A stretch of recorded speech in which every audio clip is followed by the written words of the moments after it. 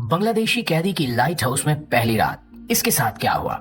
नाजनी ग्रामी light house, जिसे समंदर के किनारे मौजूद एक आम सी इमारत समझा जाता है, अपनी जायरी सादगी के पीछे बहुत से राज छुपाए हुए हैं। ये इमारत बुनियादी तौर पर समुद्री मुसाफिरों के लिए रास्ता दिखाने का काम करती है, लेकिन इसके साथ साथ ये पुरस्कार कहानियों की एक गहरी गठड़ी भी बन चुकी है।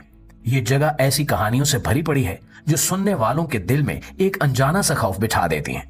कुछ लोग कहते हैं कि यहाँ जिन्नात का बसेरा है, कुछ के मुताबिक ये जगह आसेबजदा है और कुछ इसे महज ख्यालात का खेल करार देते हैं। लेकिन कहानी यहीं पर खत्म नहीं होती। बांग्लादेश से ताल्लुक रखने वाले एक कैदी की लिखी हुई डायरी में लाइट हाउस के हवाले से ऐसे इंकिशाफात किए गए हैं जिन्होंने लोगों को हैरान करके रख दिया है।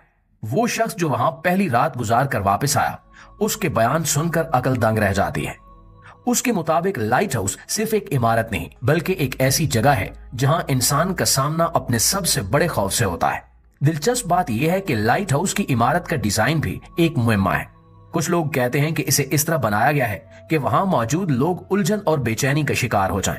इसके अंदरूनी रास्ते और गोल शक्ल न सिर्फ जिस्मानी बल्कि जहनी उलझन पैदा करते हैं। ये बात तो वाज़ेह है कि लाइट हाउस के बारे में जितनी कहानियां मशहूर हैं, उतनी ही इसके किरदार पर सवालिया निशान भी हैं। क्या ये वाकई मावराई मखलूकात की आमाजगाह है या फिर ये सब महज इंसानी तखय्युलात का नतीजा है? इन सवालों के जवाब जानने के लिए इस वीडियो को आखिर तक जरूर देखिएगा। मुअज़्ज़िज़ दोस्तों, कहानी का सबसे दिल दहला देने वाला हिस्सा शुरू होता है जब एक कैदी सही रौफ अपनी जिंदगी की सबसे खौफनाक रात गुजारने के लिए लाइट हाउस पहुंचता है।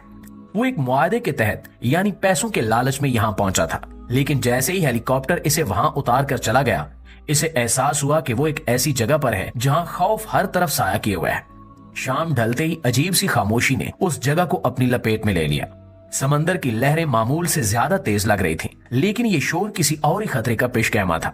सही रौफ के मुताबिक जैसे ही मगरिब का वक्त हुआ, पहली बार उसे एक अजीब आवाज सुनाई दी।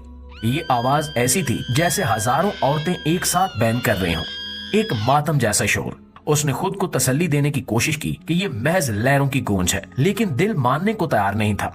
राफ ने खौफ के आलम में नमाज पढ़ने की कोशिश की, लेकिन जैसे ही वो रुकू में गया, उसे लगा कि जमीन लरज रही है। वो बार बार अपने कान बंद करने की कोशिश करता, लेकिन वो आवाजें इतनी बुलंद थीं कि उनका रास्ता रोकना मुमकिन नहीं था। ये सिर्फ आवाजें नहीं थीं, बल्कि एक ऐसा खौफ था जो उसके दिल की धड़कन रोक देने को तैयार था। रात मजीद गहरी हुई तो राफ ने देखा कि समंदर की लहरों से अजीबो गरीब साए उठने लगे। वो साए कभी करीब आते, कभी दूर चले जाते। ये लम्हा उसके लिए नाकाबिले बर्दाश्त था, लेकिन उसके पास भागने का कोई रास्ता नहीं था। जैसे ही निस्फ रात गुजरी, लाइट हाउस की पूरी इमारत लरजने लगी। राफ के मुताबिक उसे यूं महसूस हुआ जैसे वो इमारत इसके ऊपर गिर पड़ेगी।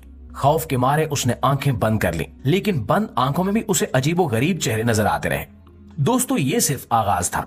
रात के बाकी हिस्से में मजीद ऐसे लम्हात थे जो राफ की जिंदगी को मुकम्मल तौर पर बदल गए। लेकिन एक बात वाज़ेह थी कि लाइट हाउस की ये रात एक आम इंसान की हिम्मत को चैलेंज करने के लिए काफी थी। सही राफ, जो कि एक मजबूत दिल का मालिक समझा जाता था, अब मुकम्मल तौर पर बेबस नजर आ रहा था। उस लम्हे में उसने अपनी आखिरी उम्मीद के तौर पर मजहब और दुआ का सहारा लिया। जब खौफनाक आवाजें मजीद बुलंद होने लगी, उसने कुरान पाक की तिलावत शुरू कर दी। उसके दिल में ये यकीन पैदा हुआ कि शायद अल्लाह की मदद से इन पुरस्कार कुव्वतों से बचा जा सके। राफ के मुताबिक जैसे ही उसने तिलावत शुरू की, आवाजें लम्हे भर के लिए थम गईं, लेकिन ये खामोशी ज्यादा देर तक बरकरार न रह सकी।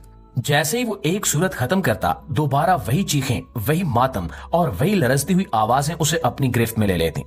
लेकिन उसने हार नहीं मानी। वो एक के बाद एक दुआ करता रहा, कुरान की मुख्तलिफ आयात पढ़ता रहा और दिल में अल्लाह से माफी मांगता रहा कि शायद इसकी गलती की तलाफी हो जाए।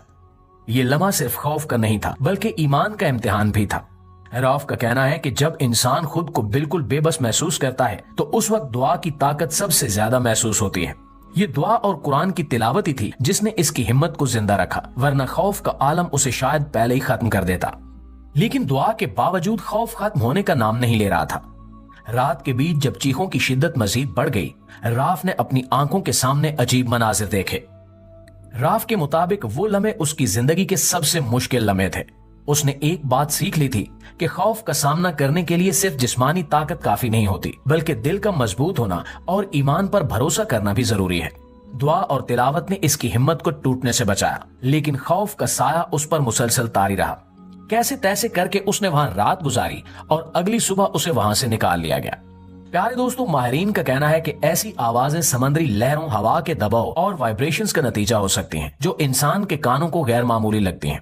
लेकिन सवाल फिर भी यही है कि वो अजीब साए और हरकत कहां से आई? क्या वो भी कुदरती अवामिल का नतीजा थी? ये सवाल आज भी एक मुअम्मा है। लाइट हाउस के बारे में कहानियां यहीं पर खत्म नहीं होती। यहाँ काम करने वाले अक्सर अफराद ने अजीबोगरीब वाकयात का जिक्र किया है। कुछ लोगों ने कहा है कि उन्होंने ऐसी आवाजें सुनी है जो किसी इंसान की नहीं हो सकती। कुछ ने पुरअसरार सायों को देखने का दावा किया और कुछ तो इस हद तक गए कि उन्होंने कहा कि यह जगह जिन्नात या पुरअसरार मखलूकात का बसेरा है। दस्तयाब मालूमात के मुताबिक अब तक 400 से ज्यादा अफराद ने यहाँ काम किया, लेकिन इनमें से सिर्फ 3 ही वापस आ सके, वो भी बांग्लादेश से ताल्लुक रखने वाले अफराद। इनमें से एक ने मीडिया को बताया कि यह जगह सिर्फ तन्हाई नहीं बल्कि खौफ और अजियत की एक जिंदा जहन्नुम है। वहाँ काम करना ऐसा है जैसे आप मौत को खुद दावत दे रहे हो। कोई मौसीकी, कोई हंसी और कोई साथी नहीं, सिर्फ आप, समंदर की गरजती आवाजें और एक खौफनाक खामोशी। बांग्लादेश से ताल्लुक रखने वाले अवैस, जो इन 3 खुश नसीबों में से एक हैं जिन्होंने वहां से वापसी का सफर किया, उसने एक इंटरव्यू में कहा कि यह जगह किसी भी इंसान के लिए नहीं है। रात को ऐसा लगता था जैसे कोई मेरी तरफ देख रहा हो, कोई मेरे करीब चल रहा हो, लेकिन जब मैं पलटता था तो वहां कोई नहीं होता था। अवैस के मुताबिक ये तन्हाई सिर्फ जाहिरी नहीं बल्कि इसमें कुछ गैर मरई खौफ भी शामिल था, जैसे कोई साया हमेशा उसके साथ हो। इसके अलावा आजरबाईजान की एक लड़की की कहानी भी खौफजदा करने वाली है। वो उस लाइट हाउस में नौकरी करने गई थी, लेकिन कुछ दिन बाद उसका सारा राब्ता मुनक़ता हो गया। जब रेस्क्यू टीम हेलीकॉप्टर के जरिए वहां पहुंची तो वो गायब थी। ना तो उसका कोई सुराग मिला और ना ही कोई निशान। उसके अहले खाना को बताया गया कि उसकी मौत हो चुकी है, लेकिन क्या वो वाकई मर गई या उसके साथ कुछ और हुआ, ये भी आज तक एक मुअम्मा ही है। ये भी कहा जाता है कि उस लाइट हाउस में सिर्फ एक ही इंसान को काम करने दिया जाता है। इसका मतलब है कि कोई दूसरा इंसान ना आपसे बात करेगा ना आपके साथ होगा, और यही तन्हाई वक्त के साथ इंसान के ज़हन को मफलूज कर देती है। जी तो प्यारे दोस्तों, ये थी हमारी आज की वीडियो। हमें उम्मीद है कि आज की ये वीडियो आपको बेहद पसंद आई होगी। अगर वाकई ऐसा है तो वीडियो को लाइक करके अपने दीगर दोस्तों के साथ शेयर करके हमारी हौसला अफजाई जरूर कीजिएगा। इंशाल्लाह आपसे मुलाकात होती है अगली वीडियो में। तब तक अपना, आसपास के लोगों का, अपने प्यारों का ढेर सारा ख्याल रखिएगा। अल्लाह निगहबान।